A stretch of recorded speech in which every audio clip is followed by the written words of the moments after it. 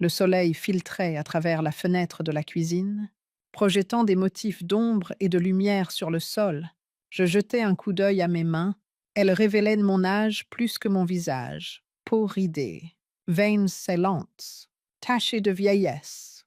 À 78 ans. Je me souvenais pourtant que ma mère pouvait à peine se déplacer dans la maison à cet âge. Pourtant, je continuais à faire le ménage, à cuisiner et même à travailler dans le jardin parfois. Je m'appelle Adelaide Whitmore et je vis seule depuis plus de 30 ans dans une maison à 2 étages dans la banlieue de Johns Creek, il y a 3 ans. Je suis devenue veuve. Mon mari, Pivel Whitmore, était un analyste financier réputé. Il n'était pas le genre d'homme à faire la couverture des magazines ou à être interviewé à la télévision, mais il était très connu parmi les professionnels. Il pouvait prédire les tendances du marché avec une précision telle qu'on aurait dit qu'il possédait une machine à remonter le temps. Je me suis servi une tasse de thé Earl Grey, son préféré, et je me suis assis près de la fenêtre donnant sur le jardin. Pival disait toujours que c'était la plus belle vue de la maison. Le jasmin qu'il avait planté pour notre 20e anniversaire était maintenant en pleine floraison, ses fleurs blanches ressemblant à de petites étoiles sur fond de feuilles vert foncé. Bentley, mon fils unique, devait arriver aujourd'hui avec Marilyn, à 52 ans. Je le voyais encore parfois comme le petit garçon qui courait vers moi, les genoux écorchés, réclamant un baiser pour soulager sa douleur. Aujourd'hui, il ne vient nous rendre visite qu'une fois par mois, 2 fois au maximum, et généralement seulement lorsqu'ils ont besoin de quelque chose. Je me levai et commençai à préparer le dîner. La lasagne est son plat préféré depuis son enfance, mais je ne savais pas s'il s'en souvenait encore. Ces dernières années, un mur semblait s'être dressé entre nous. Quand Pival est mort, j'ai eu l'impression de devenir un fardeau. C'est étrange, n'est-ce pas? J'ai toujours été financièrement indépendante, avec ma propre maison, ma pension et mes économies. Je ne leur ai jamais demandé d'aide, pas une seule fois. Pourtant, à leurs yeux, j'étais devenue un problème à résoudre. La sonnette retentit, interrompant mes pensées. Ils arrivaient plus tôt que d'habitude. J'essuyai mes mains sur mon tablier et ouvris la porte. « Maman », dit Bentley en me serrant dans ses bras comme si nous ne nous étions pas vus depuis 1 an, alors que cela ne faisait que 3 semaines. Quelque chose n'allait pas. Je l'ai senti immédiatement. Trop d'enthousiasme. « Bonjour, mon chéri », ai-je dit en souriant, jetant un coup d'œil par-dessus son épaule à Marilyn. Elle se tenait derrière lui, impeccablement habillée, comme toujours. Ses cheveux bruns étaient coiffés avec élégance, et son tailleur beige épousait parfaitement sa silhouette élancée. À 45 ans, elle en paraissait 35.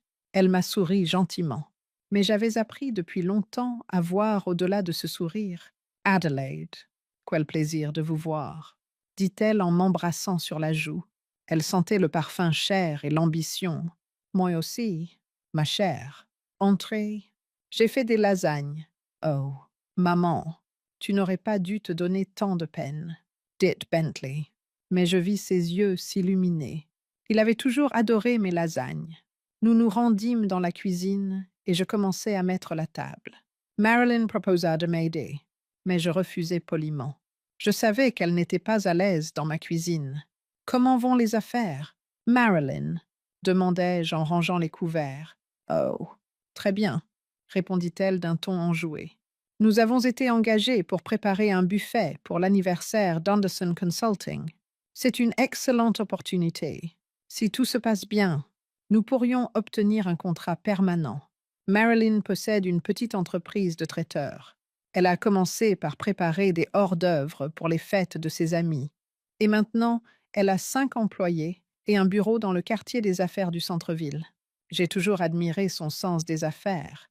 C'est formidable. » Ai-je dit sincèrement. « Tu as toujours été très motivée. »« Oui, mais nous devons nous agrandir, » a-t-elle répondu en jetant un coup d'œil à Bentley. « Nous envisageons d'ouvrir un 2e bureau plus près des quartiers nord, et vous avez besoin d'investissement. » Ai-je demandé directement. Je suis trop vieille pour les jeux. Bentley a rougi légèrement, un trait qu'il a hérité de moi. Pas de Pival. Mon mari n'a jamais rougi. Pas vraiment. Maman, nous partageons simplement nos projets, a-t-il répondu. J'ai acquiescé et posé le plat de lasagne sur la table. La conversation pendant le dîner fut détendue. Bentley parle de son travail de conseiller fiscal, de ses clients, de la paperasse, des nouvelles règles fiscales. Marilyn intervint pour parler de ses projets de traiteur. J'écoutais, sentant qu'il me cachait quelque chose. Trop de phrases vagues, trop peu de détails. Après le déjeuner, nous sommes passés au salon. J'ai proposé du thé et la tarte aux pommes que j'avais préparée la veille. Marilyn a poliment refusé, prétextant son régime. Bien sûr, Bentley s'est servi une double portion. Maman, commença-t-il alors que je m'installais dans mon fauteuil préféré près de la cheminée. Marilyn et moi avons réfléchi. Cette maison est trop grande pour toi toute seule. Ça y était. Je savais que cette conversation aurait lieu tôt ou tard. J'aime cet espace, répondis-je doucement. Il y a beaucoup de souvenirs ici. Bien sûr, acquiesça rapidement Marilyn. Mais entretenir une maison aussi grande doit être épuisant à ton âge. Mon âge. Comme si j'avais 90 ans au lieu de 78. Je m'en débrouille très bien. Ai-je répondu. Madame Jenkins vient une fois par semaine pour faire le ménage, et je m'occupe du reste. Mais c'est l'hiver. Il y a de la neige. A poursuivi Bentley.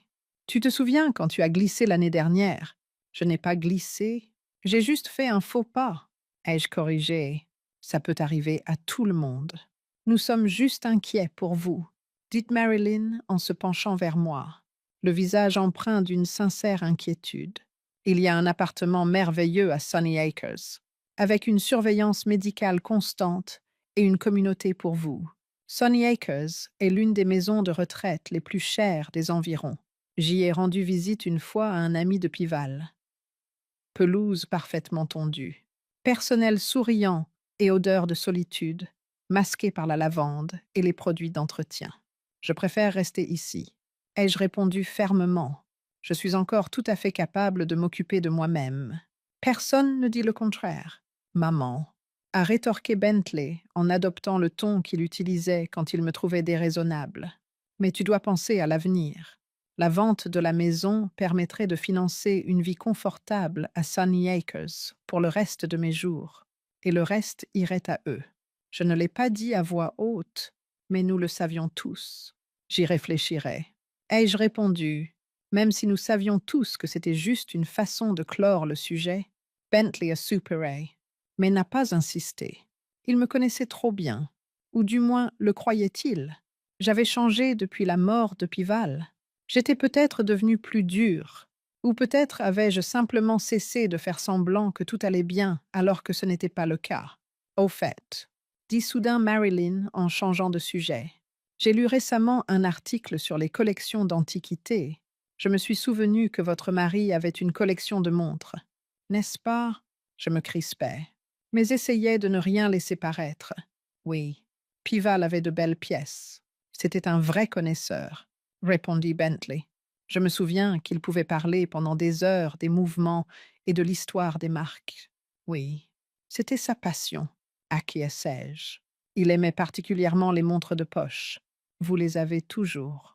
Demanda Marilyn avec désinvolture. Bien sûr, répondis-je, en la regardant droit dans les yeux. Je les garde dans le coffre-fort.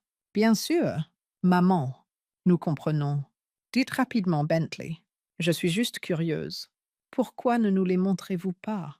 Je ne les ai pas vus depuis longtemps. J'hésitais. Leur intérêt me semblait hypocrite. Mais peut-être que je devenais trop méfiant avec l'âge. Une autre fois, répondis-je. Elles sont dans un coffre-fort.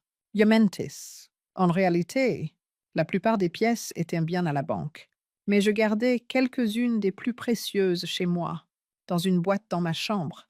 Oh, bien sûr, dit Marilyn, visiblement déçue, mais elle s'empressa de le cacher. Je comprends tout à fait. La sécurité avant tout. La conversation passa à d'autres sujets. Ils parlèrent de leurs récentes vacances en Arizona et de la nouvelle voiture qu'ils prévoyaient d'acheter. J'écoutais en acquiesçant au bon moment, mais j'avais l'esprit ailleurs. Je pensais à Pival, à son amour pour ses montres.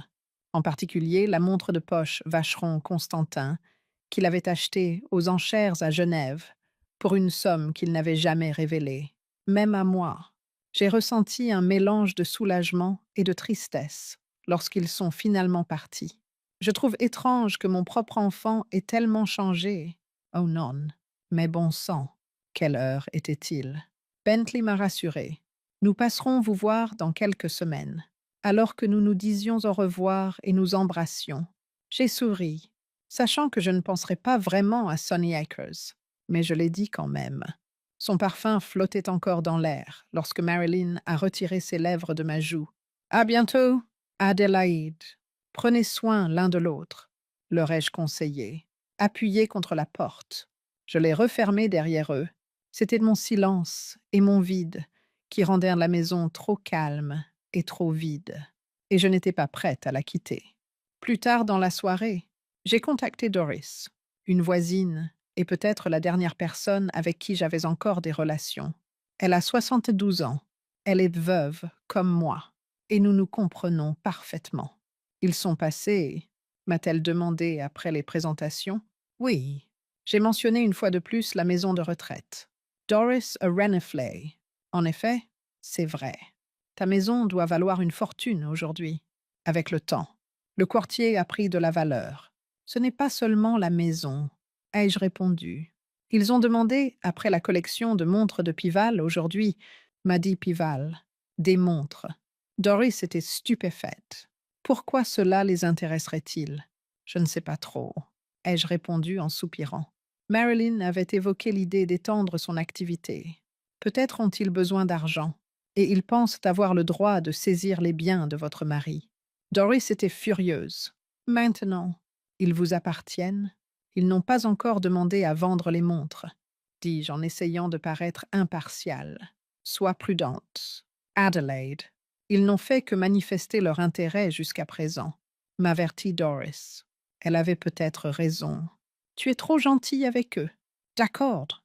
Malgré tous leurs efforts pour me convaincre du contraire, j'ai toujours essayé de voir le bon côté des gens. Pival trouvait cela à la fois attachant et innocent. Après l'appel, je suis montée à l'étage pour sortir le coffret à montres du placard. En l'ouvrant, j'ai découvert 5 montres de poche impeccables. Fabriquées par différents horlogers, Pival prenait grand soin de chaque pièce de sa collection. Mais il avait réservé un écrin spécial pour la Vacheron Constantin, son bien le plus précieux. En la prenant dans mes mains, j'ai senti le poids rassurant du boîtier en or gravé et le cadran immaculé. Selon Pival, une excellente montre a une âme. J'ai soulevé le couvercle pour examiner le mécanisme, qui fonctionnait parfaitement. Je l'ai remonté et l'ai placé contre mon oreille pour entendre le tic-tac. En écoutant, j'ai été transportée à l'époque où Pival était encore en vie et où nous passions nos nuits ici. Après l'avoir remonté, je remis la montre dans son écrin. Les agissements de Bentley et Marilyn m'avaient déconcerté. Je décidai de mettre la montre en lieu sûr le lendemain.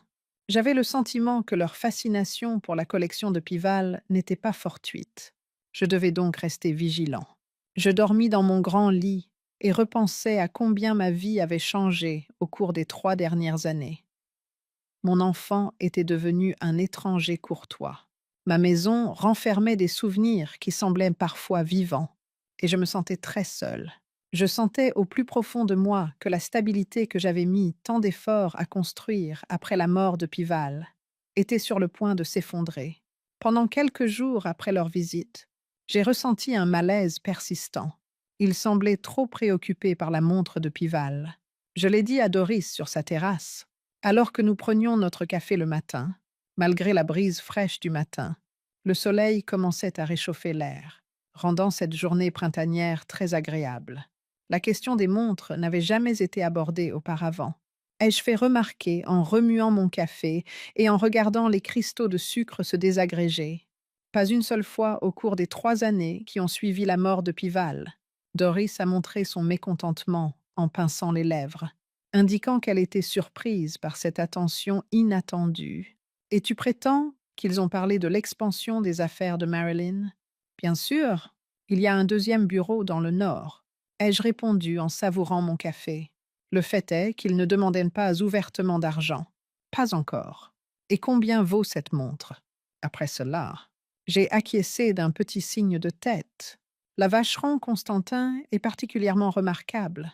Elle avait été achetée par Pival lors d'une vente aux enchères à Genève.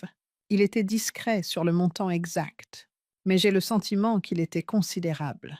Il veillait méticuleusement à la garder à l'écart des autres. À quelle fréquence voyez-vous Bentley et Marilyn? En général, une fois par mois. Ou même moins, ai-je ajouté. Doris a ricané. Non, ce n'est pas souvent pour un fils unique. Ai-je gémi. Ce n'était pas la première fois que nous avions cette discussion.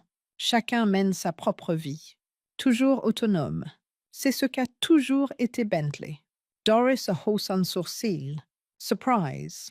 Tu as dit qu'il appelait Laura, sa première femme, tous les 2 jours. N'est-ce pas?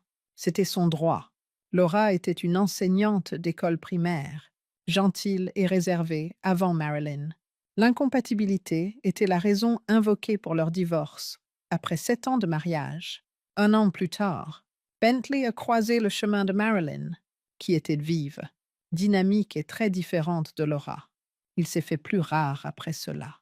Pour essayer de rationaliser le comportement de ma belle-fille, j'ai fait semblant de penser que Marilyn était préoccupée par son travail. Et Bentley, il est trop occupé pour passer chez sa mère, a rétorqué Doris d'un ton moqueur. Parfois. Adelaide, tu fais preuve de trop de gentillesse envers ceux qui ne le méritent pas. Le silence s'est abattu sur moi. Que pouvais-je répondre? Que l'idée que mon unique enfant m'ignore était trop difficile à supporter. Que j'avais peur d'avouer que nous nous étions éloignés l'un de l'autre. Fais juste attention, m'a dit Doris en posant sa main sur la mienne. Les montres aussi. Incredule. Je lui ai jeté un coup d'œil et lui ai suggéré de vérifier qu'elles étaient bien en place. Tu crois vraiment que Bentley n'aurait pas pu? Doris haussa les épaules. Je n'y pense même pas. Vérifie. Cette nuit-là, j'ai ouvert le placard de la chambre. Un petit coffret en acajou incrusté de nacre était caché derrière une pile de draps. Je l'ai sorti de sa cachette et l'ai posé sur le lit. Le fait que le coffret ne soit pas fermé n'avait aucune importance. J'avais depuis longtemps égaré la clé, pour autant que l'on puisse en juger. Elle était complètement cachée. Il y avait 5 montres de poche distinctes à l'intérieur. Je les ai toutes vérifiées 2 fois. À part moi, tout était immobile. Le boîtier Vacheron Constantin était vide. Mon cœur fit un petit bond. Je renversai le contenu de la boîte sur le lit en la retournant. Peut-être l'avais-je perdue après la dernière inspection. Cependant, je me souvenais distinctement l'avoir remise dans son étui. Je fouillais toute la pièce, regardais dans tous les tiroirs, derrière le lit et dans les poches de tous les manteaux. Ma montre avait disparu. L'idée qui m'avait échappé finit par émerger. J'avais le pressentiment que Bentley et Marilyn avaient pris la montre. Seules quelques personnes étaient au courant de l'existence de la boîte. Qui d'autre avait visité ma maison récemment? Personne d'autre. Mes mains tremblaient, tandis que je m'assis sur le bord du lit. Même mon propre fils avait pris la montre de Pival, un héritage précieux qu'il chérissait de tout son cœur. À son père décédé, je voulais des réponses. Alors j'ai appelé Bentley. Cependant, je me suis abstenu d'agir selon mon intuition ou de tirer des conclusions hâtives, car je voulais en savoir plus. J'ai récupéré les autres montres, les ai remises dans le coffret, puis les replacées à sa cachette. Ensuite, j'ai fait une exception à ma règle et me suis servi un verre de vin dans la cuisine. Je devais rassembler mes idées. Pourquoi avoir choisi cette montre? C'était sans aucun doute la plus précieuse. Alors pourquoi ne pas avoir simplement demandé de l'argent? Avant même que nous nous rencontrions, Bentley savait que j'apporterais mon aide. Était-ce uniquement pour l'argent? Notre dernière conversation me revint à l'esprit. Alors que Bentley parlait d'une nouvelle voiture, Marilyn évoquait le développement de son entreprise. Peut-être manquait-il d'argent et avait-il décidé de voler plutôt que de demander. Mais comment avait-il pu deviner où j'avais caché la boîte? Elle était restée derrière les draps, à l'abri de leurs regards. Ce qui suivit fut une révélation. Personne ne s'attendait à l'arrivée surprise de Bentley et Marilyn il y a 2 semaines. Leur arrivée m'a surpris dans le jardin. Bentley m'a dit qu'ils avaient décidé de s'arrêter, car ils passaient dans le coin. Je les ai accueillis à l'intérieur et, pendant que je préparais le thé, Marilyn m'a poliment demandé d'utiliser les toilettes. Je n'avais pas prêté attention à son absence, car elle était partie depuis longtemps. Maintenant, tout était clair. Elle avait probablement cherché la montre et l'avait trouvée, pour s'assurer que je n'avais rien remarqué. Il m'avait interrogé à ce sujet lors de leur dernière visite. De plus, j'avais commis l'erreur de ne pas vérifier la boîte après leur départ. Je vidai mon verre de vin et le posai sur la table. Quelle était la prochaine étape? Devais-je contacter la police? Même si mon fils m'avait trahi, je ne pouvais rien lui faire. Les affronter. Et s'il refusait de me croire, je n'avais que des suppositions comme preuve. De plus, autre chose m'inquiétait. Pival était très prudent avec cette montre. Il ne la montrait jamais aux visiteurs et n'en parlait à personne d'autre dans le milieu des collectionneurs. Il m'avait dit une fois que c'était plus qu'une montre, qu'elle contenait quelque chose d'extraordinaire, mais il n'avait jamais dit quoi. Doris. Ai-je composé le numéro? La montre a été volée. Ai-je dit dès qu'elle a répondu? Quoi? Quoi? Elle semblait inquiète. Vraiment. Je me sentais bien. Il n'y avait plus de Vacheron Constantin. Je n'avais fait que cocher la case. Adelaide. Jamet Doris. Je suis vraiment désolée. Alors, qu'est-ce que tu vas faire? Je ne sais pas, avouai-je. Je ne me sens pas à l'aise à l'idée d'aller voir la police. Doris, mon fils, est impliqué, mais je n'ai aucun moyen de prouver que c'est lui. La boîte n'était pas fermée à clé, et j'ai égaré la clé il y a longtemps, dit Doris d'une voix traînante. Elle a proposé de contacter Bentley directement par téléphone pour se renseigner. J'y ai réfléchi, mais je n'aimais pas cette idée. Il n'irait certainement l'avoir volée, ce qui ne ferait que compliquer les choses. Non, ai-je finalement répondu. Je dois savoir ce qu'il cherche avant de faire quoi que ce soit. Cette montre en particulier. Pival y accordait une attention particulière en raison de sa valeur. Peut-être cache-t-elle quelque chose. Dit Doris. Un bijou. Par exemple. Je n'y ai pas pensé. Pival aurait-il caché quelque chose dans la montre, malgré les apparences? Il avait le don de surprendre les gens. Je ne sais pas, répondis-je en cessant mes explications. Mais je découvrirai la vérité. Comment? Pour commencer, je vais me renseigner sur les endroits où elle a pu être vendue. Tu penses qu'ils l'ont déjà vendue? Il n'y a pas beaucoup d'endroits en ville où l'on paierait cher pour une montre ancienne. Alors, quel est ton plan? Demandai-je. Ils ne l'ont probablement pas gardée longtemps s'ils ont besoin d'argent pour l'entreprise de Marilyn. Est-il nécessaire de contacter tous les antiquaires? Ma réponse fut « Pas tous. Laisse-moi commencer par Liam Brody. C'est le plus grand expert en montres anciennes de la ville et un vieil ami de Pival. Bentley s'adresserait à lui pour obtenir un prix correct. Et si Liam l'a achetée, pourrais-tu prouver qu'elle t'appartient? » La question était pertinente. Je ne savais pas où Pival gardait les documents nécessaires dans son bureau. Je ne pouvais donc pas les obtenir. En vérité, j'étais confus et je l'ai avoué lorsqu'on me l'a demandé. Je dois d'abord m'assurer qu'elle est bien là. Doris a mis Adelaide en garde en lui disant « Fais attention ». Après cela, elle trouverait une solution. Elle a ajouté « C'est une situation compliquée ». Après notre conversation, je suis resté assis en silence, essayant de déterminer la marche à suivre. Une semaine s'était écoulée depuis leur visite, et il y avait un étrange manque de communication, même de leur part. Cela renforça encore mes soupçons. Le fait qu'ils m'évitent suggérait soit qu'ils attendaient que les choses se calment avant de revenir, soit qu'ils avaient peur que je découvre la montre manquante. Je décidai d'attendre et de leur donner l'impression que je n'avais rien remarqué. En même temps, je commencerai mes recherches. Le lendemain, je me suis fait passer pour un collectionneur et j'ai contacté de nombreux antiquaires à la recherche d'une montre de poche, Vacheron Constantin. Elle était introuvable. Sa secrétaire m'a informé que Liam Brody serait absent du bureau pendant 3 jours. J'ai donc tenté de le joindre par téléphone. Je refusais d'abandonner, même si c'était un revers. J'avais l'intention de rendre visite à Liam dès son retour. Je ne pouvais que patienter et réfléchir pendant tout ce temps. Les esprits curieux voulaient savoir si la carrière de Pival se cachait dans cette montre. Il avait toujours gardé son travail secret, affirmant que moins on en sait, mieux c'est. Le secteur financier était entouré de mystères, et tous ces secrets n'étaient pas positifs. Peut-être s'agissait-il d'une information privée qu'il ne partageait même pas avec moi. L'idée que Pival ait pu me cacher quelque chose me mettait mal à l'aise. Après plus d'un demi-siècle passé ensemble, j'avais l'impression de le connaître par cœur. Peut-être me trompais-je. Cette nuit-là, j'ai rêvé que Pival se tenait derrière son bureau, dans son bureau, cachant quelque chose. Je te prépare une surprise. Ma chérie, m'a-t-il répondu lorsque je lui ai demandé ce qu'il faisait. Mais j'ai pu lire l'inquiétude et la honte dans ses yeux. Un sentiment de malaise m'a envahi à mon réveil et m'a accompagné toute la journée. Bentley m'a contacté 3 jours après avoir réalisé que la montre avait disparu. Il semblait insouciant, comme si la situation n'avait aucune importance. Salut maman, comment ça va? N'hésite pas à me poser des questions. Je vais bien. Merci, ai-je répondu en gardant un ton calme. Et toi et Marilyn? Ça va.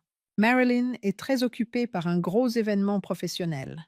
Nous avons discuté un peu du temps, de la santé et de l'actualité locale. Mais à part ça, je passe une journée normale. Il n'a pas été question de la montre ni de leur précédente visite. Après avoir dit « Au fait, Marilyn et moi pensions passer vous voir ce week-end. Si cela vous convient. » Bentley recrocha. « Je serais ravi de vous voir, » répondis-je hypocritement. Je me sentais rassurée après cette conversation téléphonique. Quelque chose clochait, et j'étais déterminée à découvrir quoi. J'informai Doris de l'appel de Bentley par téléphone. Ils viennent ce week-end, ai-je dit. Doris a émis l'hypothèse qu'ils essayaient peut-être de voir si j'avais remarqué la disparition de la montre en faisant comme si de rien n'était. C'était possible. Y a-t-il une autre raison? Ai-je demandé. Quelles sont vos intentions? Fais comme si tu n'étais au courant de rien. Ignore leurs affirmations selon lesquelles leur stratégie a fonctionné. Alors, reste tranquille et attends que Liam revienne. Les 2 jours suivants s'écoulèrent dans un suspense insoutenable.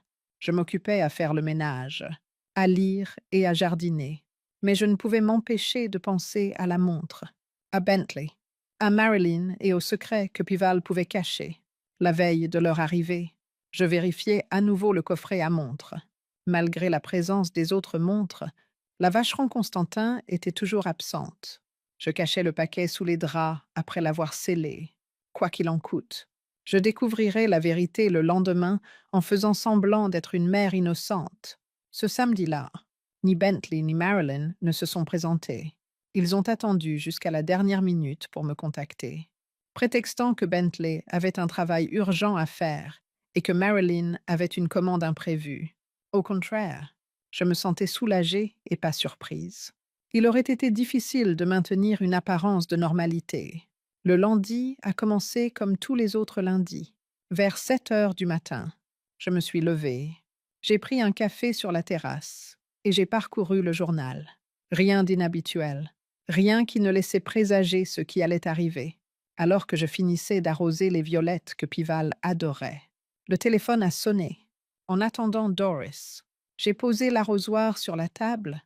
C'est Madame Adelaide Whitmore. Se voir, d'habitude s'y poser, trahissait son inquiétude lorsqu'il s'est présenté à Madame Whitmore sous le nom de Liam Brodie. « Bonjour, Liam.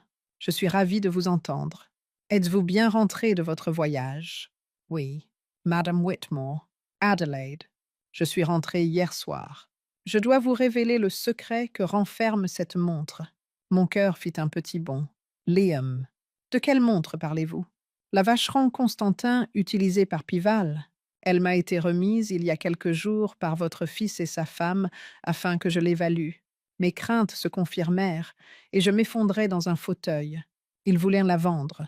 La montre avait été dérobée par Bentley et Marilyn, qui avaient l'intention de la vendre. « Répétez-moi ce que vous avez dit, » demandai-je en m'efforçant de ne pas trembler.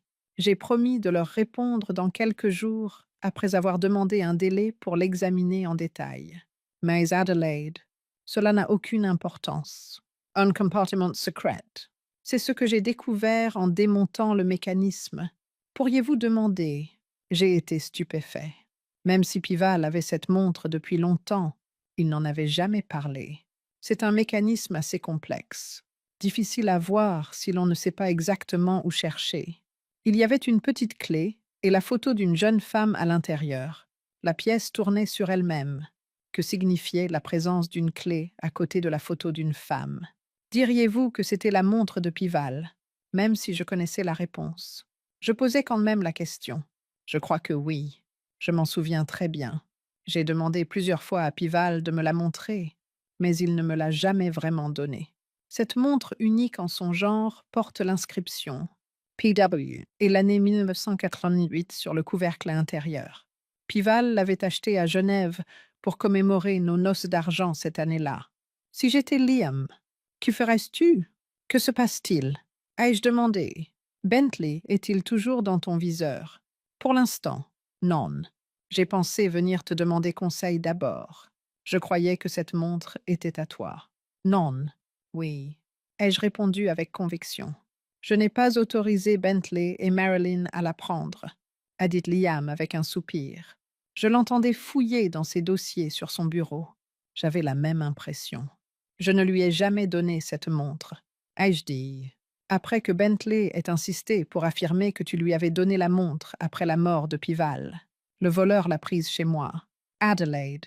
Pourrais-tu m'accompagner au magasin? Jette un œil à ce que j'ai découvert et récupère la montre. J'ai accepté sans hésiter. Après avoir répondu, j'y serai dans 1 heure. J'ai raccroché et je me suis assise tranquillement, essayant de me faire une opinion à partir de ces paroles. Il y avait une clé, une photo d'une femme mystérieuse et une pièce secrète. Que signifiait tout cela? Pourquoi Pival m'avait-il caché tout cela? J'ai rassemblé mes affaires et j'ai hélé un taxi pour me rendre au bureau de Liam. Avec ses fenêtres aux cadres en bois sombre et ses enseignes historiques, l'entreprise était située dans un bâtiment du début du XXe siècle dans le vieux quartier de la ville.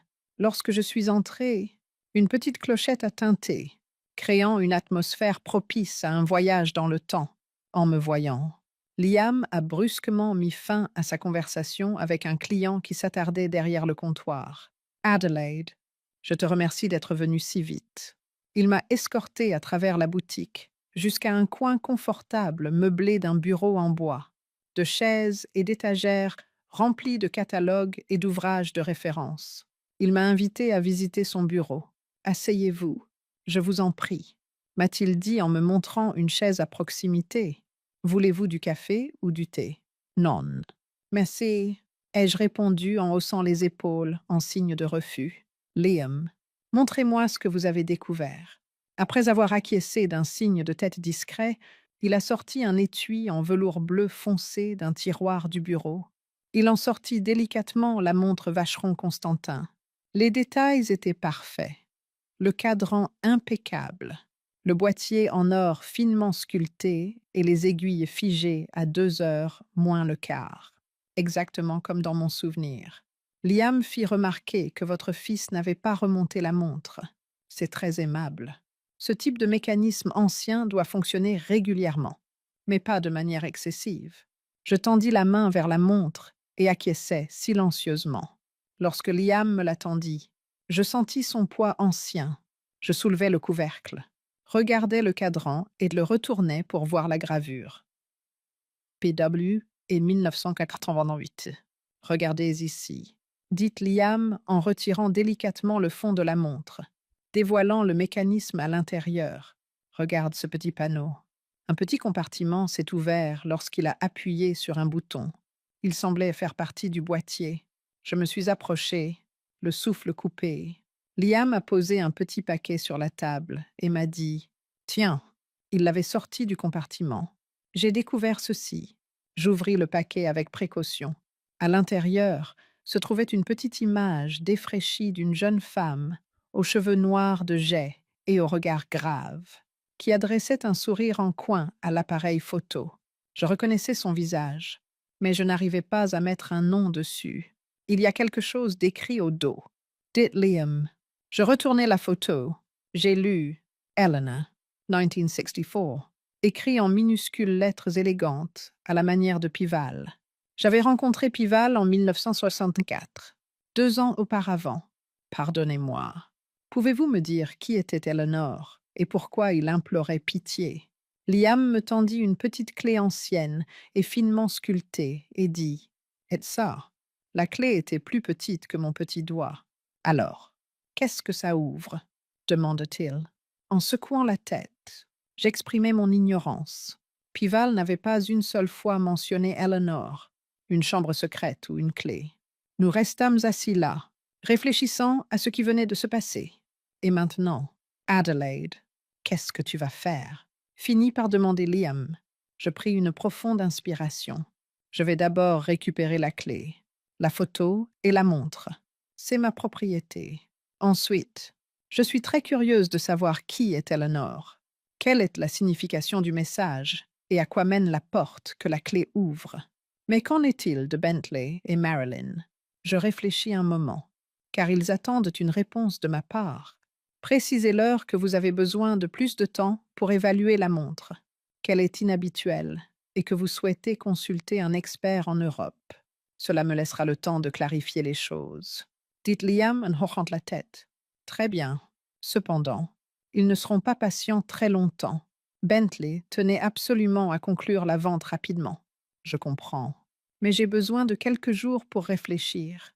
Bien sûr, Adelaide, je ferai de mon mieux, dit-il en remettant la montre dans son écrin et en glissant la photo et la clé dans une enveloppe.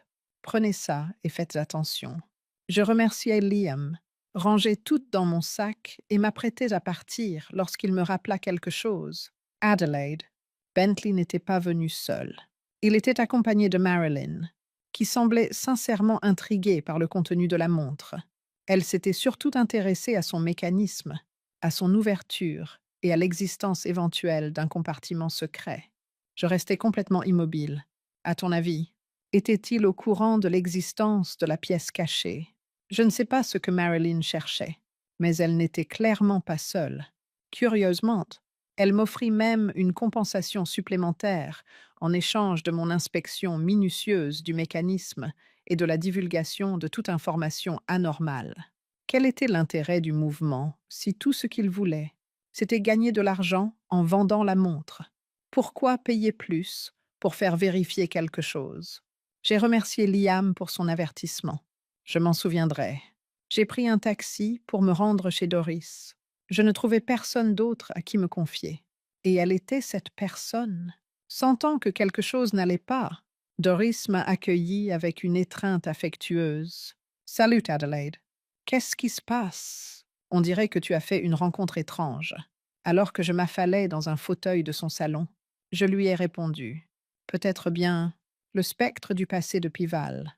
Je lui ai tout raconté, y compris l'appel de Liam, la montre, le compartiment secret, la photo, la clé et le message, levant parfois un sourcil ou secouant la tête. Doris m'écoutait attentivement, sans interrompre. Et tu ne sais absolument pas qui est cette Eleanor? M'a-t-elle demandé dès que j'eus terminé. Non, pas la moindre idée. Et sa vie avant votre rencontre? Pival ne m'a jamais parlé d'elle pendant toutes nos années de mariage. Est-ce que lui t'en a parlé? Me suis-je souvenu avoir pensé? Pival parlait rarement de son passé.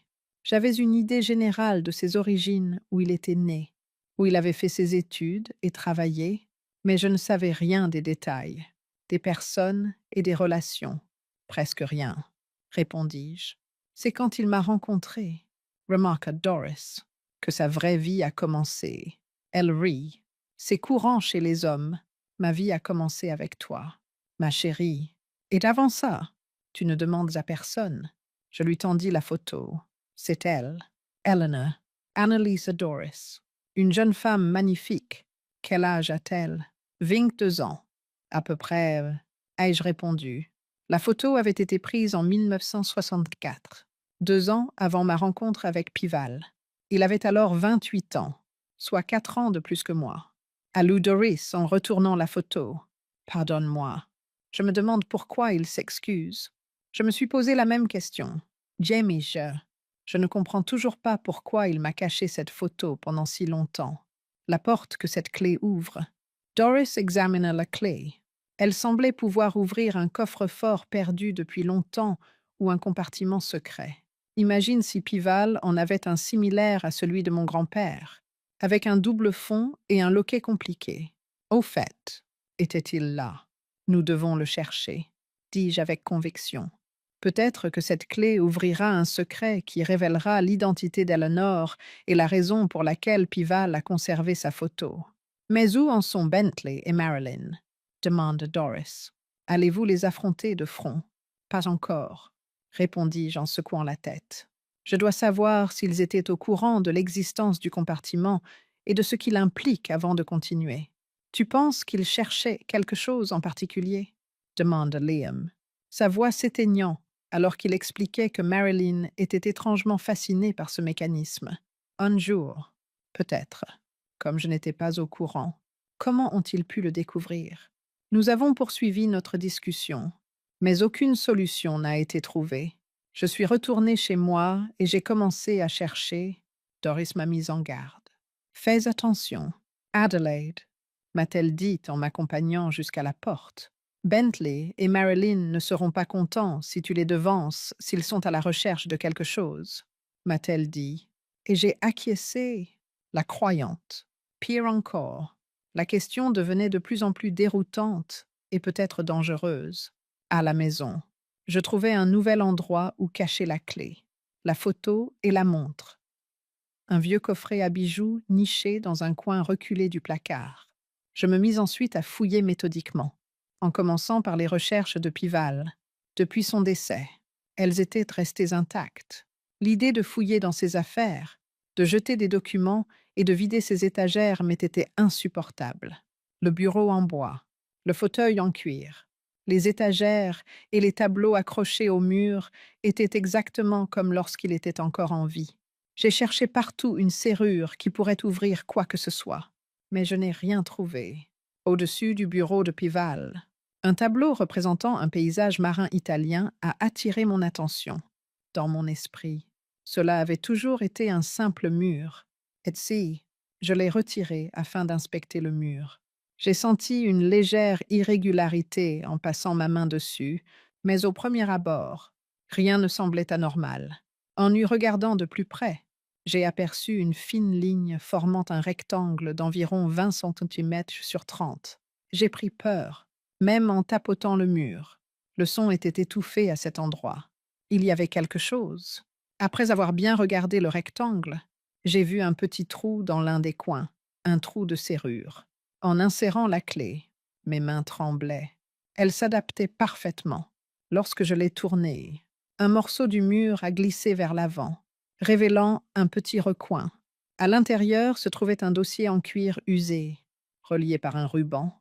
Avec beaucoup de précaution, je l'ai retiré et posé sur le bureau.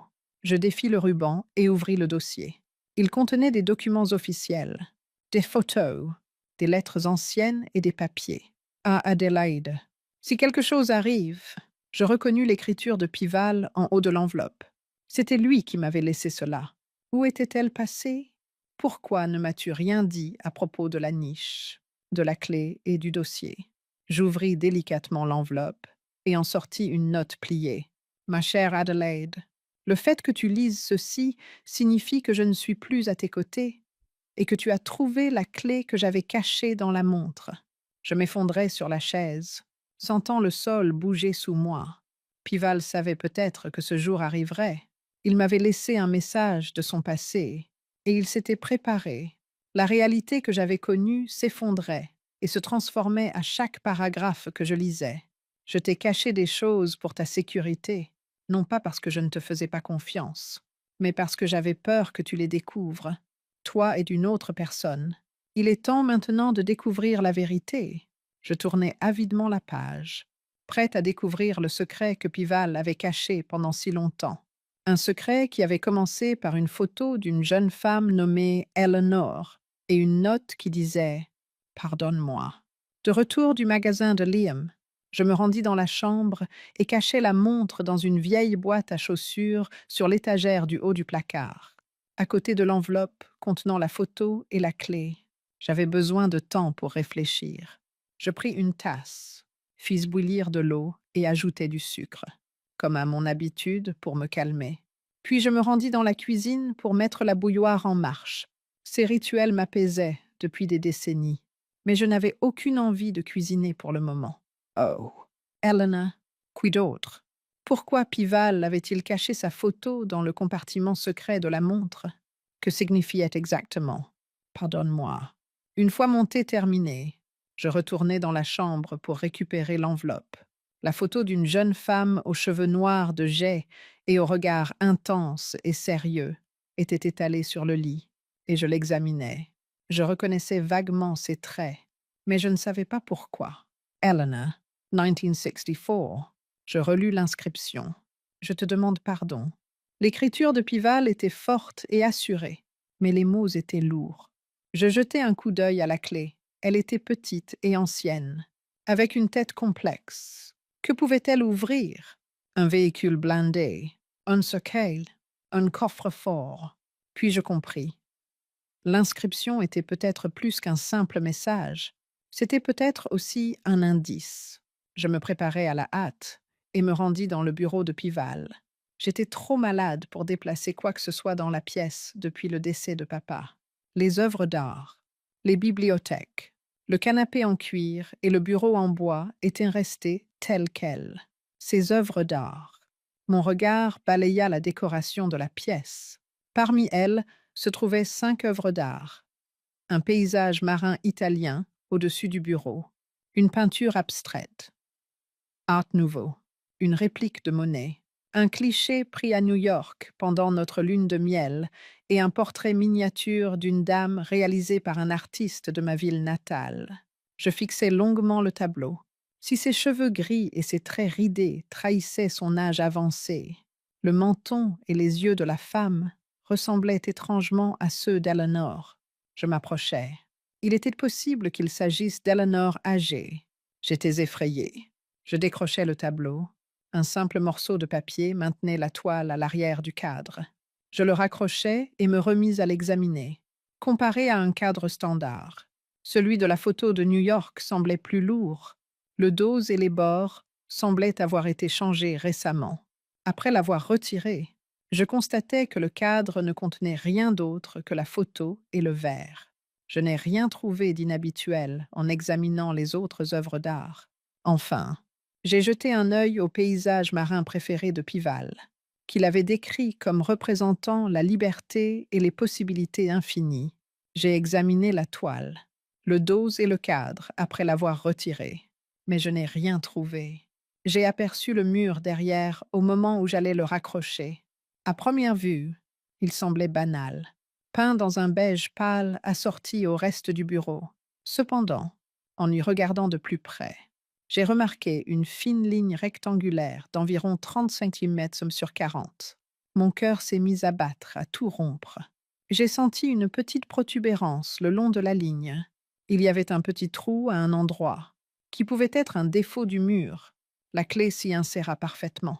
Je la tournai et une partie du mur glissa vers l'avant, révélant un passage secret. Je n'avais aucune idée que Pival l'avait caché dans son bureau pendant près d'un demi-siècle. Après avoir poussé légèrement, la partie saillante s'est dépliée, révélant un dossier en cuir noir relié par un ruban. Assis dans le fauteuil de Pival, je l'ai posé sur le bureau et j'ai coupé le ruban. Il y avait de nombreuses enveloppes à l'intérieur.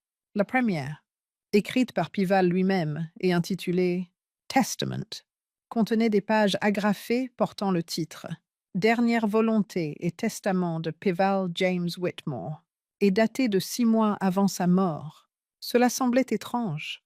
Bentley, moi-même et quelques associations caritatives devions partager ces biens conformément au testament officiel que son avocat avait lu lors de ses funérailles. Le testament avait été daté de 2 ans auparavant. Ceci est le testament et les dernières volontés de Pival James Whitmore, saint d'esprit et de jugement. J'annule par la présente tous les testaments antérieurs. L'interprétation du texte par l'avocat a été modifiée. Premièrement, ma femme, Adelaide, Ellen Whitmore, recevra l'intégralité de mon héritage. Cela comprend notre maison de Johns Creek et tous ses biens, ainsi que tous les comptes bancaires à mon nom et la moitié des actions de Whitmore Analytics. Deuxièmement, je lègue à ma fille, Fiona Margaret Chester, 30% des actions de Whitmore Analytics et tout le contenu du coffre-fort NDG 112 de la First National Bank de Johns Creek. Troisièmement, je lègue à mon fils, Bentley Percival Whitmore, 20% des actions de Whitmore Analytics, ainsi qu'un certain nombre de montres, à l'exception de la montre de poche Vacheron Constantin, qui sera léguée à ma femme, Adelaide. Je suis restée bouche bée en relisant le texte. Est-ce une fille?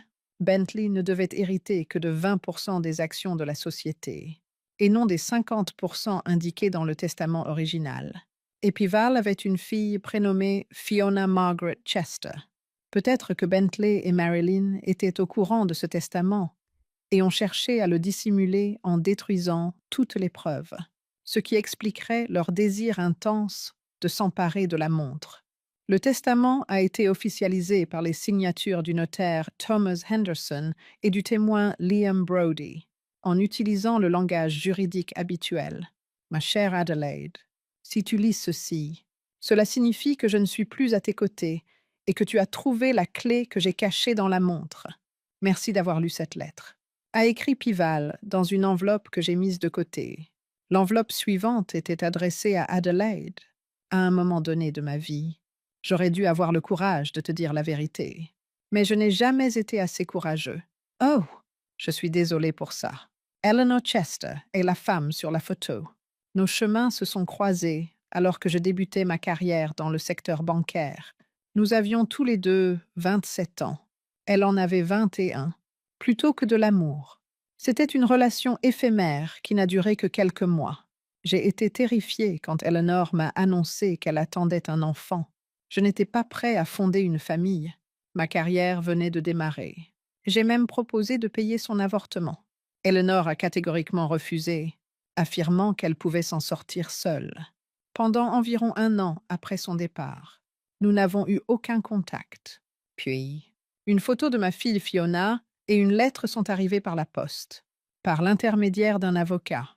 J'ai commencé à envoyer anonymement de l'argent à Eleanor. Elle n'a jamais exigé ni menacé de révéler l'identité de l'enfant.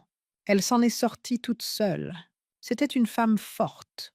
J'ai rencontré Fiona quand elle avait 2 ans, Adelaide.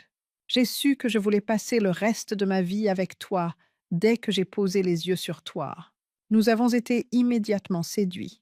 Cependant, j'avais peur que tu me rejettes si je te parlais de Fiona. J'aurais dû être franc dès le début. C'était un geste courageux. Grâce à un fonds fiduciaire géré par mon avocat, j'ai continué à fournir une aide financière à Fiona. Un cancer cruel et rapide a emporté Eleanor alors que Fiona n'avait que 18 ans. Après cela, sous le prétexte de voyage d'affaires, j'ai revu Fiona 2 fois en secret. C'est une femme remarquable, tout comme sa mère avant elle, gentille, intelligente et forte. Je n'ai vu que des photos de ses 2 enfants, mes petits-enfants, depuis qu'elle s'est mariée. Fiona sait que je suis son père et elle comprend qui je suis. Mais elle n'a jamais cherché à obtenir ma reconnaissance ni à s'immiscer dans notre vie. Bentley et vous étiez ma 2e famille. Et elle le savait, il y a 2 ans. Alors que j'hésitais à être vraiment honnête, mon avocate a rédigé un testament. Cependant, j'ai rédigé un nouveau testament que vous avez découvert il y a quelques mois. J'avais l'intention de tout vous dire, mais j'ai repoussé cette conversation difficile depuis que ma santé s'est détériorée. Adelaide, je vous supplie de pardonner ces années de silence, ces secrets et ces mensonges. Chaque jour de notre vie ensemble, vous étiez tout pour moi et je vous aimais de tout mon cœur. Les coordonnées adresse, numéro de téléphone, photo de Fiona se trouve dans une enveloppe supplémentaire. La décision de la contacter t'appartient entièrement. Elle connaît ton existence et respectera ta décision. À travers les âges, Pival, mes joues étaient baignées de larmes, des années de mensonges et de secrets. La fille de Pival est désormais une femme adulte et mère à son tour. Je ne savais pas qu'il y avait une belle fille dans ma famille. Le paquet suivant que j'ai ouvert était un album photo de Fiona, de son enfance à l'âge adulte. Elle était accompagnée d'un homme et de 2 enfants, une fille d'environ 7 ans et un garçon d'environ 10 ans. Sur la photo la plus récente, leurs cheveux noirs, leurs mentons et leurs yeux identiques rendaient la ressemblance évidente. Comme Eleanor, Fiona avait le sourire de Pival et penchait légèrement la tête. Le paquet contenait également une page avec un numéro de téléphone et une adresse à Portland, dans l'Oregon. La maison de Fiona n'était qu'à quelques heures de route. Je relis le testament.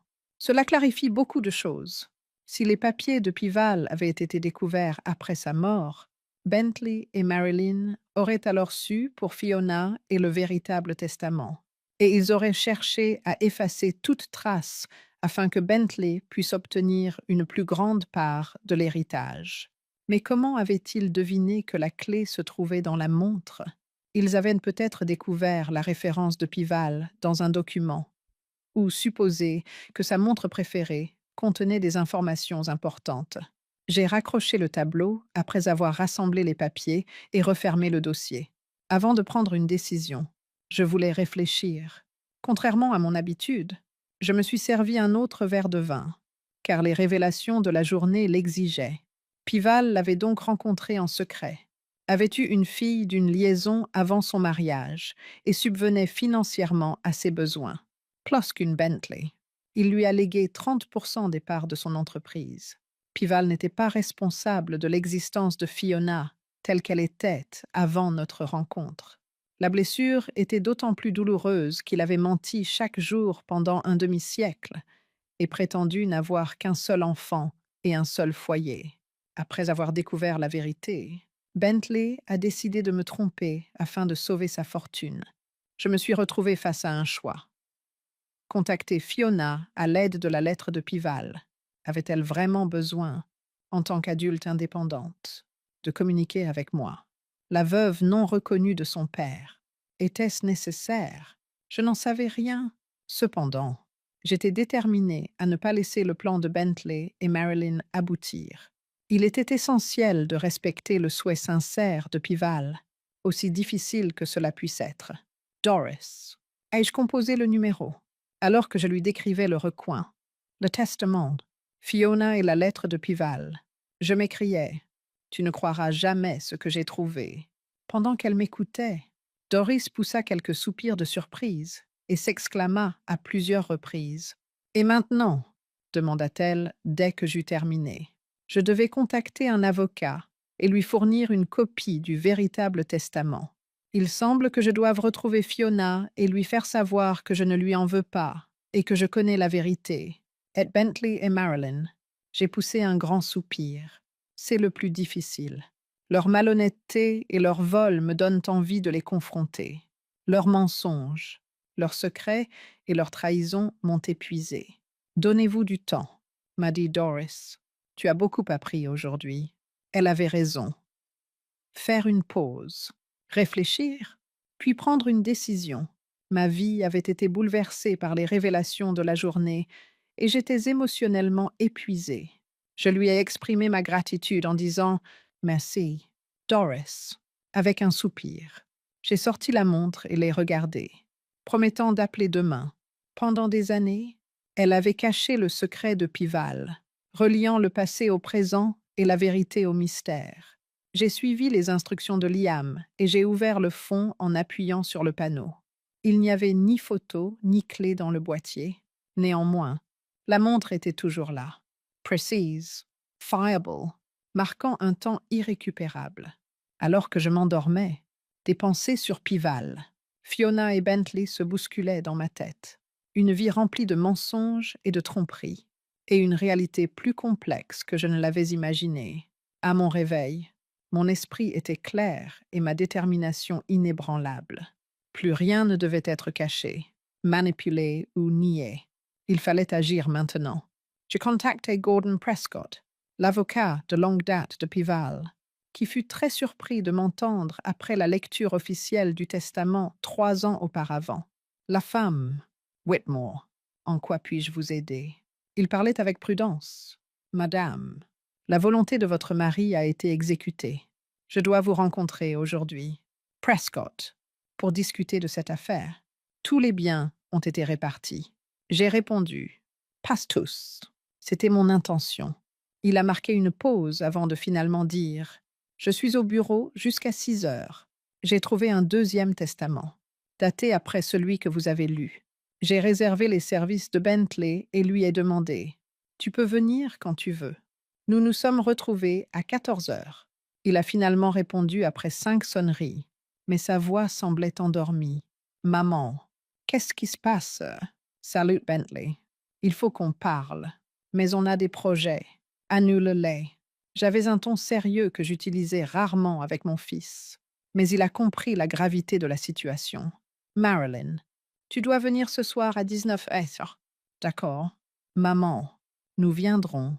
Quelque chose ne va pas. Je te rappelle plus tard, ai-je répondu avant de raccrocher. Pour me rassurer, j'ai contacté Doris. Es-tu prête? J'ai rendez-vous à 14 heures avec l'avocat. Puis je retrouve Bentley et Marilyn ce soir, demanda-t-elle d'une voix inquiète. Je suis fin prête. Figne la tromperie. Je raccrochai et me rendis dans le bureau de Pival pour récupérer le testament et la lettre dans le coffre. L'heure de la vérité avait sonné. Ces documents allaient remettre les pendules à l'heure. Je suis arrivé au bureau de Prescott à 14 heures. Il a examiné le testament. L'écriture et le sceau sont sans aucun doute ceux de M. Whitmore. Thomas Henderson est un notaire qui a travaillé avec votre épouse, et je connais Liam Brody. L'autre témoin est également notaire. Ce testament est valide. Cela pourrait tout de même être difficile à mettre en pratique. Intervint-il. Pourquoi? Selon le testament original, la propriété a été divisée. Au lieu de 20%, Bentley a reçu 50% de l'entreprise. Parce qu'elle ne savait pas, répondis-je en lui tendant la lettre de Pival, expliquant pourquoi cette Fiona Chester n'avait jamais réclamé son argent. Écoutez bien. Prescott lut avec un air surpris. Cela m'a pris au dépourvu. Le fait que M. Whitmore ait eu un autre enfant n'a jamais été évoqué. Il l'a gardé secret. La vérité doit toutefois être révélée. Je voudrais que cela soit respecté. Jamet Prescott. Cela va être difficile. La procédure pourrait prendre des mois, voire des années, car Bentley va probablement contester. Je suis prête. Ferme sortie de ma bouche. L'argent n'est pas le problème. Jim. Prescott. La vérité et le respect des dernières volontés de mon mari sont au cœur de tout. A-t-il répondu. Je contacterai personnellement Madame Chester et nous devrons rassembler les documents nécessaires. Ai-je dit. Après avoir passé en revue les étapes suivantes, Prescott a déclaré. J'ai ses coordonnées. Il a également promis que les documents seraient prêts dans les prochains jours. En quittant son bureau, j'avais le sentiment d'avoir fait un pas en avant vers la justice. À 7 heures pile, Bentley et Marilyn sont arrivés. Je les ai accueillis dans le salon avec des biscuits et du thé. Non pas pour les gâter, mais parce que certaines conversations se prêtent mieux à une tasse de thé. Bentley et Marilyn se regardaient avec nervosité. Ils ont échangé un rapide coup d'œil en s'asseyant en face de moi. Il se passe quelque chose. Maman, Wendy, demande Bentley.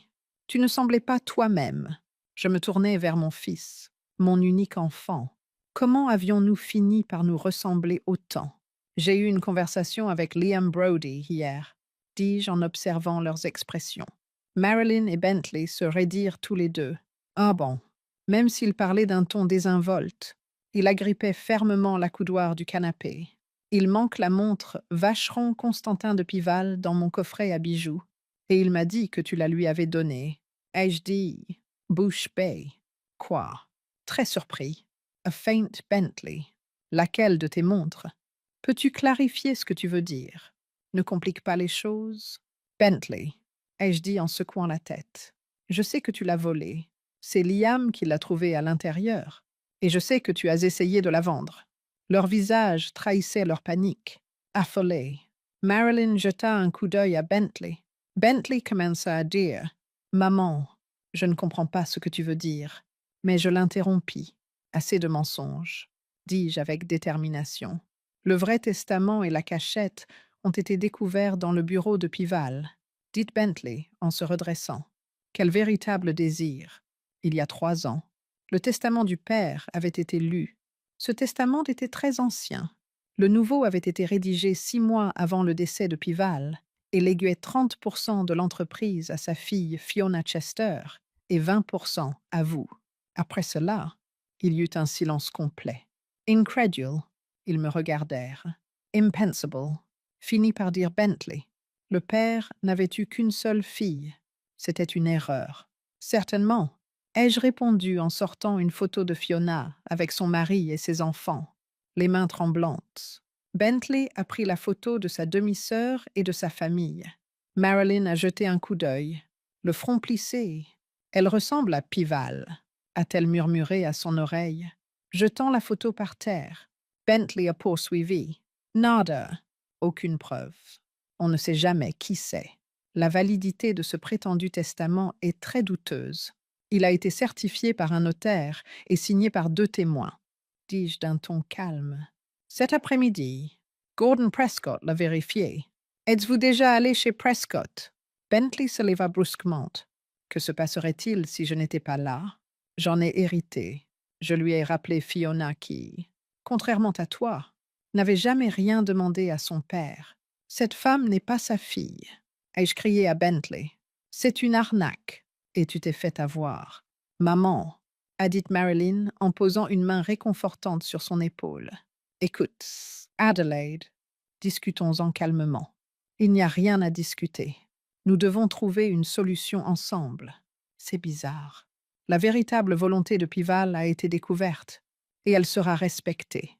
Je pensais que tu en étais conscient. Tu aurais alors su où cacher la clé. Et c'est pour cela que tu as pris la montre. J'ai su que j'avais réussi quand ils se sont regardés. Rien n'a été volé. Dit Bentley avec fermeté. Alors où as-tu trouvé la vacheron Constantin que Liam m'a montrée? Nous ne savons pas où quelqu'un aurait pu la cacher. Bentley semblait coincé. Après le décès de mon père, je l'ai trouvée dans son bureau. Il me l'avait donnée, donc elle m'appartient de droit. Non, Bentley, je garde cette montre, dit le testament. Tu le savais, et tu as choisi de ne pas reconnaître que tu l'avais trouvée. Je ne l'ai pas prise. Tu l'as prise dans mon coffret à bijoux, s'écria Bentley. Je suis allé chercher ce qui m'appartenait de droit, comme la moitié des actions de la société. Ce n'est pas à toi, dis-je en secouant la tête, en signe de désapprobation. Tu as caché le véritable testament de ton père, et tu l'as obtenu par fraude. Il exprima son désaccord en serrant les poings. Rien ne m'a été caché. Il m'a regardé et m'a dit « Two mens ». Je l'ai regardé dans les yeux et j'ai continué à parler. « Adelaide, ce sont des accusations graves », interrompit Marilyn, parce que tu savais pour Fiona et le vrai testament et que tu l'as caché pour avoir plus d'argent. Bentley était au courant de l'existence de l'autre testament. « Avez-vous des preuves de cela? » « La preuve est dans vos actes, » ai-je répondu. « Vous avez pris la montre. Vous avez essayé de la vendre et vous vous êtes montré trop intéressé par son fonctionnement. Selon Liam, vous avez payé plus cher pour un examen complet. Vous cherchiez la clé, ont-ils dit en se regardant à nouveau, leurs expressions trahissant leur inquiétude. Il y a eu une confusion, a murmuré Bentley. Notre intention était simplement d'évaluer la montre. Je leur ai annoncé la nouvelle. Assez de mensonges, ai-je murmuré. J'ai consulté un avocat. L'exécution du testament est garantie. Fiona recevra sa part conformément aux souhaits de votre père. Je vais contester cela devant les tribunaux, a déclaré Bentley. Je prouverai qu'il s'agit d'un faux, ai-je répondu en haussant les épaules. Pourtant, toutes les preuves sont contre vous, y compris la montre, la clé, la cachette et la lettre de Pival, qui expliquent tout. Une lettre. Mario se pencha vers lui. De quelle lettre parlez-vous? Le teint de Bentley pâlit encore davantage lorsqu'il apprit que Pival avait caché une lettre dans la cachette, qui clarifiait l'identité de Fiona, la raison de sa dissimulation et la nature de son Nouveau Testament. L'avocat l'a, répondis-je mensongèrement. Mais je veux vraiment la voir. Ma chambre était un endroit sûr pour garder la lettre et les autres documents. Bentley, nous devrions y réfléchir. dit Marilyn en lui touchant l'épaule. Ne t'inquiète pas, consultez simplement notre avocat. Il retira sa main de la sienne. Cette Fiona ne recevra pas un centime de l'argent de mon père. C'est sa fille, remarquai-je d'un ton calme. Peu importe que cela te plaise ou non, ta sœur n'est personne. Je criai à Bentley. Mais maman, si tu te rangeais de son côté, que va-t-il se passer ensuite? Je lui ai lancé un défi. Tu vas l'arrêter, tes visites mensuelles. Élimine les appels pendant les vacances. Ne me suggère plus d'entrer dans une maison de retraite. Je fus pris de court. Je restai sans voix. Je n'ai jamais... Je secouai la tête en signe de désapprobation. Ne m'aime pas. Tes intentions, tes indices et tes motivations pour vendre cette maison sont connus de moi. Cependant, devine quoi? C'est celle-là que je vends. Stupéfait. Ils me regardèrent. Vous partez. Marilyn cligna lentement des yeux. Où allez-vous? Je souris, savourant leur étonnement, et répondis. J'ai trouvé un charmant appartement en centre-ville, compact mais confortable, avec un ascenseur et un concierge. Idéal pour une femme âgée vivant seule. Mais pourquoi? Demande Bentley. Clairement perplexe. Vous avez tant de souvenirs dans cette maison. Oui. Bentley. Et beaucoup d'entre eux ne me rendent plus heureuse. Surtout ces derniers temps, répondis-je en le regardant dans les yeux. J'en ai assez des mensonges, de la tromperie et de l'hypocrisie. Alors, quels sont tes projets pour l'avenir? Demande-t-il. Ses doutes perceptibles dans sa voix. Vivre, répondis-je laconiquement. Me libérer des contraintes de la vie de femme et de mère pour pouvoir voyager et découvrir le monde. Combien d'argent? Bentley lança un regard inquiet à Marilyn lorsqu'elle lâcha ces mots. L'argent de Marilyn, répondis-je avec un sourire. Je posséderai la moitié de la valeur de la maison, car Pival m'a laissé suffisamment. Dis-tu? La moitié. Bentley fronça les sourcils. Aïe, quelle moitié? Divisée selon le testament, répondis-je en haussant les épaules. Et puis il y a Fiona et toi. Je ne l'accepterai pas.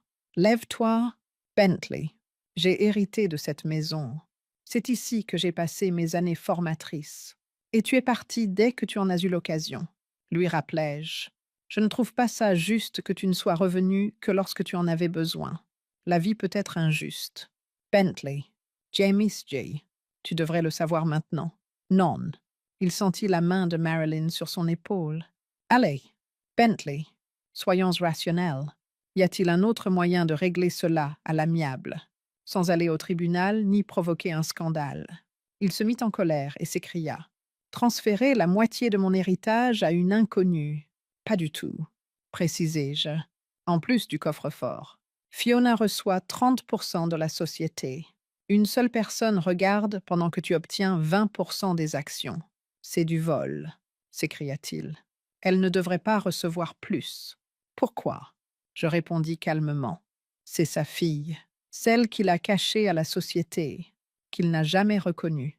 Bentley secoua la tête en signe de désapprobation, pensant que c'était peut-être une tentative d'excuse de ma part. Vous ne savez pas ce que vous faites. Ne croyez pas que j'accepterais cela. Accepter ou aller devant les tribunaux. Ai-je répondu en haussant les épaules. Les documents sont authentiques et il y a des témoins pour le confirmer. Quels témoins? Ai-je demandé avec prudence. Marilyn a posé la question. Ils se sont regardés, encerclés, et Brody a mentionné Liam comme l'une des personnes qui avaient signé le testament. Nous avons besoin d'un peu de temps pour réfléchir, a finalement déclaré Bentley. Bien sûr, ai-je répondu en souriant. Cependant, les choses avancent. Le testament sera exécuté lorsque les avocats contacteront Fiona. Êtes-vous? L'expression de Bentley s'est assombrie lorsqu'il m'a regardé. Pouvez-vous la rencontrer? Mon esprit vagabondait. Avais-je envie de rencontrer Fiona, la fille de mon épouse, dont j'ignorais l'existence depuis un demi-siècle? Non, ai-je fini par répondre. Je laisserai les avocats s'en occuper. Je n'ai ni le temps ni l'énergie pour gérer d'autres conflits familiaux. Même si Pival nous a menti. Tu veux dire que tu vas la laisser voler notre fortune sans même la voir? Bentley semblait perplexe. Bentley, nous n'en avons pas hérité. Pival avait le droit de décider comment la répartir. et je fixais mon fils fatigué dans les yeux. J'ai décidé de tourner la page. J'ai vécu trop longtemps dans l'ombre des secrets et des mensonges. Nous devons aller de l'avant. Nous avons continué à nous disputer, jusqu'à ce que nous les acculions finalement. J'avais la volonté sincère et la preuve de sa validité. Alors ils ont compris. Ils ne pouvaient que faire ce qu'ils pouvaient pour sauver ce qui restait après l'échec de leur plan. J'ai eu l'impression qu'un poids avait été enlevé de mes épaules lorsqu'ils sont partis. Je me suis senti plus fort que jamais face aux défis juridiques, à la vente de la propriété et aux préparatifs du déménagement. J'ai informé Doris de la réunion par téléphone. Le fait qu'ils aient nié avoir pris la montre est révélateur. Demanda-t-elle. Je ne pense pas. Elle était dans le bureau de Pival, d'après Bentley. Et maintenant, dirent-ils, leurs expressions trahissant leur connaissance du testament. Je continue, répondis-je avec conviction. Demain, je contacterai un agent immobilier pour la maison et j'organiserai mes vacances. Quand partons-nous? En Italie, répondis-je. En Toscane. J'ai toujours rêvé que Pival et moi puissions passer plus de temps là-bas, mais nous n'avons jamais eu l'occasion de le faire. Cela semble merveilleux, s'exclama Doris avec une joie sincère. En effet, Adelaide, vous le méritez bien. Merci, répondis-je avec un sourire. Juste pour être venu, je sortis la montre de son écrin et ouvris le fond pour voir l'espace vide à l'intérieur. Même si la clé et la photo avaient été égarées, la montre était toujours là, fidèle et précise, marquant le temps de manière indestructible. Je la posai sur la table de chevet après avoir refermé le couvercle. Elle avait tout vu, des hauts et des bas de ma vie à mon nouveau départ. Quand je me suis réveillée ce matin, je me suis sentie libérée comme je ne l'avais pas été depuis longtemps. Un nouveau départ, libérée de la tromperie, de la manipulation et des relations malsaines. Un avenir dans lequel j'agirais de manière indépendante, sans répondre aux désirs ou aux exigences des autres. Que Bentley se batte ou intente un procès m'importait peu. J'étais fort de la vérité, qui était de mon côté. Quant à Fiona, je serais peut-être intéressé de la rencontrer et de voir Pival reflété dans son apparence à l'avenir. Mais ce n'était pas pour maintenant. J'avais besoin d'espace pour me remettre et recommencer à zéro. Le jardin était illuminé par la lumière matinale lorsque j'ai écarté les rideaux et regardé dehors. Des fleurs blanches comme des étoiles s'épanouissaient parmi le feuillage vert foncé du jasmin que Pival avait planté pour célébrer notre 20e anniversaire de mariage. Son jardin, sa maison et les souvenirs qu'il renfermait allaient me manquer. Cependant, je ne ferai pas demi-tour. C'était le début d'un nouveau jour, et avec lui venaient de nouvelles opportunités. Après cette longue période, je me sentais prêt à les accueillir à bras ouverts.